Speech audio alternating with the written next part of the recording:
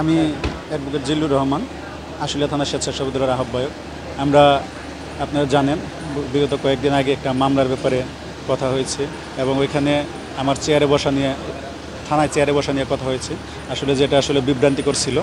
আমি আমার কয়েকদিন যাবতই আপনারা জানেন মামলায় বেশ কিছু বিএনপি নেতাকর্মীর নাম আসে, এরকম একটা কিছু প্রচার আপনাদের আছে। আমার দলের কিছু নেতাকর্মীর নাম সাভার থানায় হয়েছে, আশুলিয়া থানায় হয়েছে, যার কারণে আমাদের ওই দিনকেও আমার ছোটো ভাই কলেজের প্রফেসর, ওর ওয়াইফ জাহাঙ্গীরনগর ইউনিভার্সিটির টিচার, তার নামেও মামলা হয়েছে। আমার এক কর্মী সবুজ সরকার, ওর নামেও একটা মিথ্যা মামলা হয়েছে। পরবর্তীতে জানতে পেরে আমরা আসলে থানায় গিয়েছিলাম। এই জন্য আমরা থানায় গিয়ে এটার ব্যাপারে তথ্য জানতে গিয়েছিলাম। আপনারা জানেন 15 বছর যাবৎ আমরা এই আওয়ামী দুঃশাসনের বিরুদ্ধে আন্দোলন সংগ্রাম করে আসছি, এই স্বৈরাচারী হাসিনা সরকারের পতনের জন্য। সেই সময় আমাদের বিরুদ্ধে অহরহ মামলা মোকদ্দমা হয়েছে। আমাদের এমন কোনোভাবে হ্যারাসমেন্ট নাই যে হ্যারাসমেন্ট আমাদের করে না। এর পরেও 5ই আগস্টের পরেও থানার মধ্যে বিভিন্ন সময় মামলা হচ্ছে। এখনও বিএনপির নেতাকর্মীদেরকে আওয়ামী লীগের নেতা বানিয়ে দিয়ে তারপর তাদেরকে মামলা দিচ্ছে, যেটা অত্যন্ত দুঃখজনক। যার কারণে নেতাকর্মীদের চাপে আমি ওই দিন থানায় যাই। থানায় গিয়ে আমি অবশ্য ওসি সাহেবকে ওসি তদন্ত মাসুদুর রহমানকে ফোন করেই তারপরে আমি থানায় গিয়েছিলাম।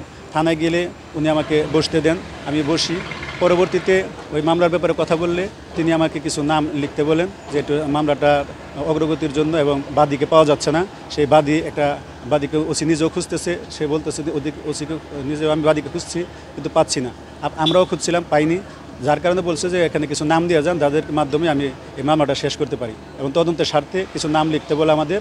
সেই নামটা লেখার জন্য আমাকে ওসি সাহেব বলে যে ভাই এখানে চেয়ারটা চাপিয়ে এতে ঘুরে বসেন। উনি নিজে আমাকে চেয়ারটা ধরে তারপরে ঘুরে বসে লিখতে বলেন। আমি সেই নাম লিখছিলাম। সেই লেখার সময় হয়তোবা উনি কিছু সময়ের জন্য বাইরে গিয়েছিলেন, 2-3 মিনিটের জন্য বাইরে গিয়েছিলেন। ওই সময় কে বা কারা একটা ছবি তোলে, যে ছবিতে আমি একা বসে আছি এবং একটা চেয়ার খালি আছে, আপনারা দেখছেন। কিন্তু আসলে আমাদের ওসি তদন্ত মাসুদ ভাই সেখানে ছিলেন। আমি যখন গেছি তাকে ফোন করে গেছি, তিনি আমার সময় ছিলেন, কিছু সময়ের জন্য বাইরে গেছিলেন।